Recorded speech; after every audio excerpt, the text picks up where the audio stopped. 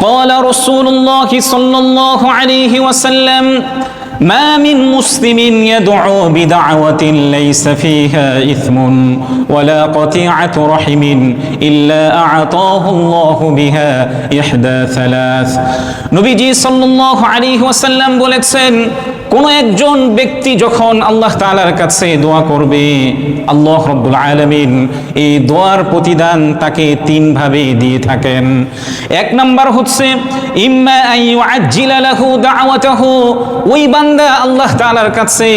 যে জিনিসটি কামনা করেছেন আল্লাহ রাব্বুল আলামিন হুবহু ওই জিনিসটি তাকে দিয়ে থাকেন। দুই নম্বর হচ্ছে ওয়া ইম্মা আন ইয়াদখিরাহা লাহু ফিল আখিরাহ,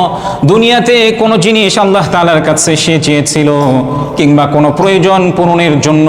আল্লাহ তাআলার কাছে প্রার্থনা করেছিল,